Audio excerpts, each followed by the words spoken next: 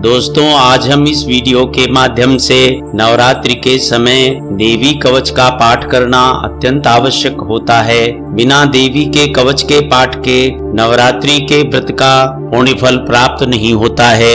अथ श्री देवी कवच। ओम चंडिका देवी को नमस्कार है। मार्कंडेय जी ने कहा, पितामह, जो इस संसार में परम गोपनीय तथा मनुष्यों की सब प्रकार से रक्षा करने वाला है और जो अब तक आपने दूसरे किसी के सामने प्रकट नहीं किया हो, ऐसा कोई साधन मुझे बताइए। ब्रह्मा जी बोले, ब्राह्मण, ऐसा साधन तो एक देवी का कवच ही है, जो गोपनीय से भी परम गोपनीय, पवित्र तथा संपूर्ण प्राणियों का उपकार करने वाला है। महामुने, उसे श्रवण करो। देवी की 9 मूर्तियां हैं, जिन्हें 9 दुर्गा कहते हैं। उनके पृथक पृथक नाम बतलाए जाते हैं। प्रथम नाम शैलपुत्री है, दूसरी मूर्ति का नाम ब्रह्मचारिणी है, तीसरा स्वरूप चंद्रघंटा के नाम से प्रसिद्ध है, चौथी मूर्ति को कुष्मांडा कहते हैं, पांचवी दुर्गा का नाम स्कंदमाता है, देवी के छठे रूप को कात्यायनी कहते हैं, सातवां कालरात्रि और 8वां स्वरूप महागौरी के नाम से प्रसिद्ध है,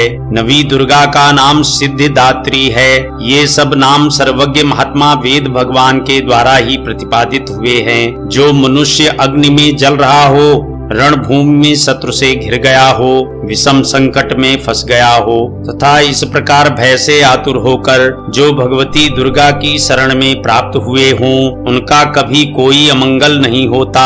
युद्ध के समय संकट में पड़ने पर भी उनके ऊपर कोई विपत्ति नहीं दिखाई देती। उन्हें शोक, दुख और भय की प्राप्ति नहीं होती। जिन्होंने भक्ति पूर्वक देवी का स्मरण किया है, उनका निश्चय ही अभ्युदय होता है। देवेश्वरी, जो तुम्हारा चिंतन करते हैं, उनकी तुम निस्संदेह रक्षा करती हो। चामुंडा देवी प्रेत पर आरूढ़ होती है, बाराही भैंसे पर सवारी करती है।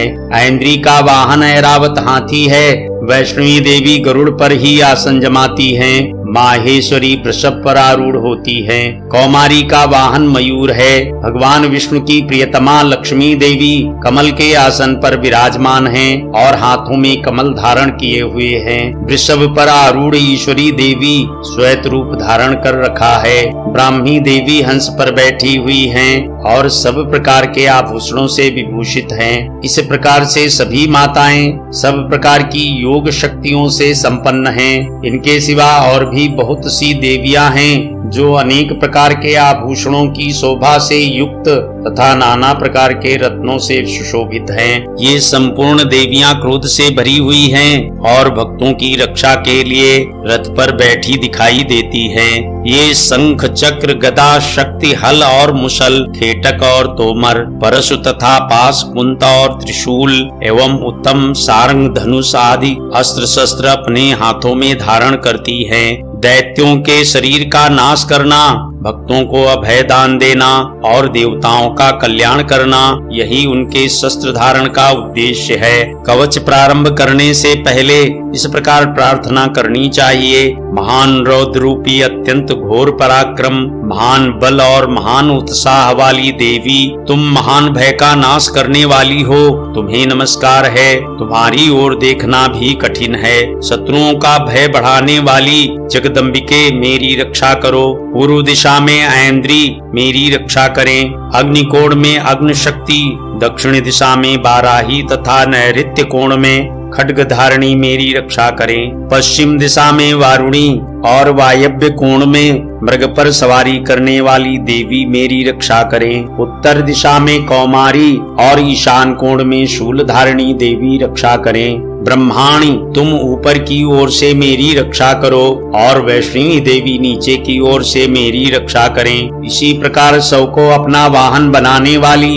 चामुंडा देवी 10 दिशाओं में मेरी रक्षा करें। जया आगे से और विजया पीछे की ओर से मेरी रक्षा करें। वाम भाग में अजिता और दक्षिण भाग में अपराजिता रक्षा करें। उद्योतिनी शिखा की रक्षा करें। उमा मेरे मस्तक पर विराजमान होकर रक्षा करें। ललाट में मालाधरी रक्षा करें और यशस्विनी देवी भौहों का संरक्षण करें। भौहों के मध्य भाग में त्रिनेत्रा और नथुनों की यमघंटा देवी रक्षा करें। दोनों नेत्रों के मध्य भाग में शंखिनी और कानों में द्वारवासिनी रक्षा करें। कालिका देवी कपोलों की तथा भगवती सांकरी कानों के मूल भाग की रक्षा करें। नासिका में सुगंधा और ऊपर के ओंठों में चर्चिका देवी रक्षा करें। नीचे के ओंठ में अमृत कला तथा जिह्वा में सरस्वती देवी रक्षा करें। कौमारी दांतों की और चंडिका कंठ प्रदेश की रक्षा करें। चित्रघंटा गले की घाटी की और महामाया तालु में रहकर रक्षा करें। कामाक्षी ठोड़ी की और सर्वमंगला मेरी वाणी की रक्षा करें।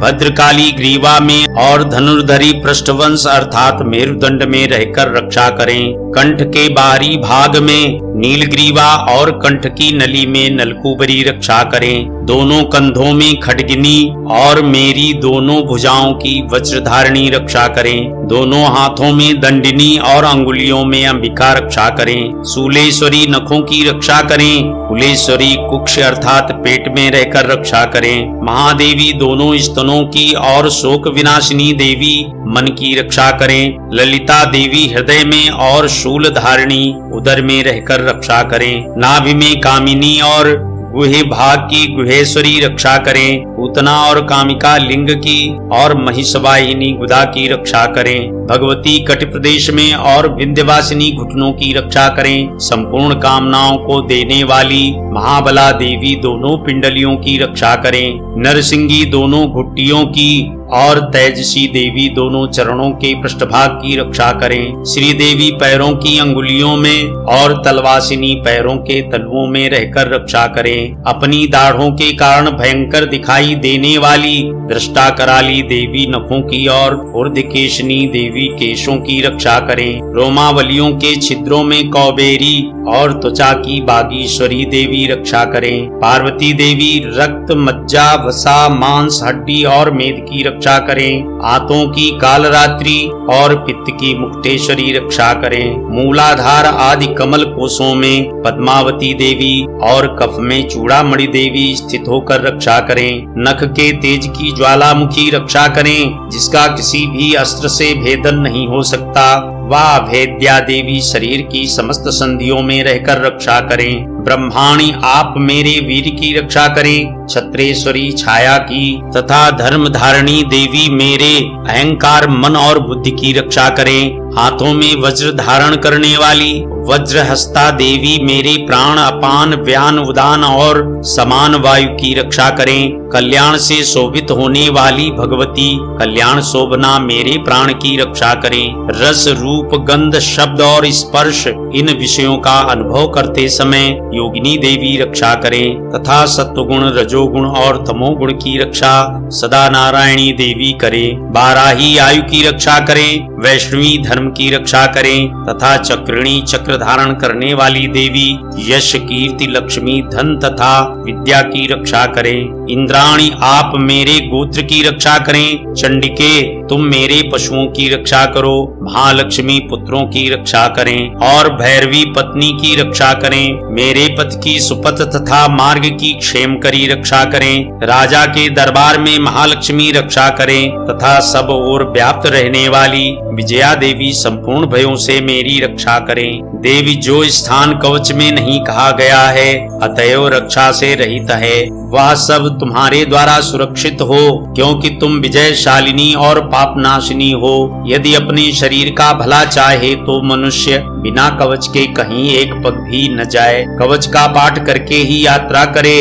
कवच के द्वारा सब ओर से सुरक्षित मनुष्य जहाँ जहाँ भी जाता है वहाँ वहाँ उसे धन लाभ होता है तथा संपूर्ण कामनाओं की सिद्धि करने वाली विजय की प्राप्ति होती है। वह जिस जिस अभीष्ट वस्तु का चिंतन करता है उस उसको निश्चय ही प्राप्त कर लेता है। वह पुरुष इस पृथ्वी पर तुलना रहित महान ऐश्वर्य का भागी होता है। कवच से सुरक्षित मनुष्य निर्भय हो जाता है, युद्ध में उसकी पराजय नहीं होती तथा वह तीनों लोकों में पूजनीय होता है। देवी का यह कवच देवताओं के लिए भी दुर्लभ है। जो प्रतिदिन नियम पूर्वक तीनों संध्याओं के समय श्रद्धा के साथ इसका पाठ करता है, उसे देवी कला प्राप्त होती है तथा वह तीनों लोकों में कहीं भी पराजित नहीं होता।